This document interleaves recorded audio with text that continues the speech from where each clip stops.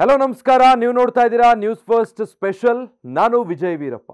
ಇತ್ತೀಚೆಗಷ್ಟೇ second PUC ಪರೀಕ್ಷೆ ಫಲಿತಾಂಶ ಪ್ರಕಟ ಆಗಿದ್ದು ಬಹುತೇಕ ವಿದ್ಯಾರ್ಥಿಗಳು CET ಕಡೆ ಹೆಚ್ಚು ಗಮನ ಹರಿಸ್ತಾ ಇದ್ದಾರೆ. ಈ ಸ್ಟೋರಿ ಆ ರೀತಿಯ ಸ್ಟೂಡೆಂಟ್ಸ್ ಮತ್ತು ಕೆಲಸಗಳಿಗಾಗಿ ಸ್ಪರ್ಧಾತ್ಮಕ ಪರೀಕ್ಷೆ ಬರೆಯುವಂತಹ ವಿದ್ಯಾರ್ಥಿಗಳಿಗೆ, ಅಭ್ಯರ್ಥಿಗಳಿಗೆ ಒಂದು ಎಚ್ಚರಿಕೆಯ ಅಲಾರ್ಮ್ ಇದ್ದಂತೆ ನೋಡಿ.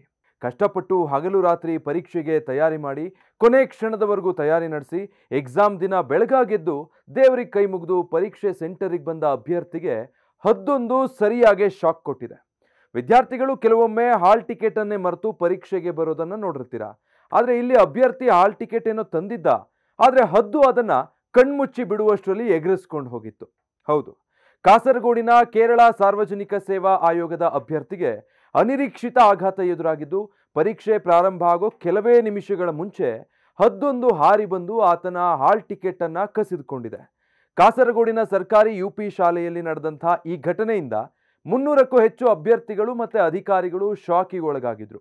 ಅಭ್ಯರ್ಥಿಯೊಬ್ಬ ಬೇಗನೆ ಎಕ್ಸಾಮ್ ಸೆಂಟರ್ ಬಳಿ ಬಂದು ಕೊನೆ ಹಂತದ ತಯಾರಿಗಳನ್ನು ನಡೆಸುವಾಗ ಹದ್ದು ಇದ್ದಕ್ಕಿದ್ದ ಹಾಗೆ ಅವನ ಪಕ್ಕದಲ್ಲಿ ತನ್ನ ಹಾಲ್ ಟಿಕೆಟ್ ಅನ್ನ ಕೊಕ್ಕಿನಲ್ಲಿ ಎತ್ಕೊಂಡು ಪರೀಕ್ಷಾ ಹಾಲ್ನ ಮೇಲಿರುವ ಕಿಟಕಿ ಮೇಲೆ ಹಾರಿ ಹೋಗಿ ಕುಳಿತಿದೆ.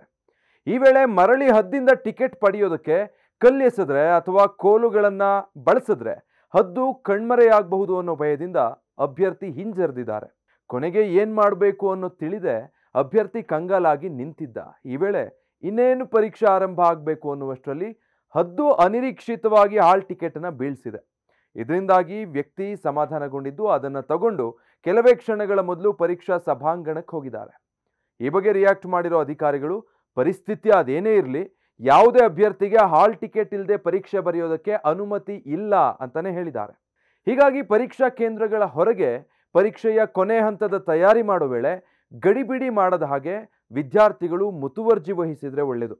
ಇಲ್ವಾದ್ರೆ ಅದೆಷ್ಟೋ ತಿಂಗಳ ಶ್ರಮ ಈ ರೀತಿಯ ಘಟನೆಗಳಿಂದ ಹಾಳಾಗಿ ಬಿಡಬಹುದು. ಎಚ್ಚರ. ಈ ರೀತಿಯ ಮತ್ತಷ್ಟು ಮಾಹಿತಿಗಳಿಗಾಗಿ ನ್ಯೂಸ್ ಫಸ್ಟ್ ಡಿಜಿಟಲ್ ಪ್ಲಾಟ್ಫಾರ್ಮ್ಸ್ನ ತಪ್ಪದೆ ಸಬ್ಸ್ಕ್ರೈಬ್ ಆಗಿ.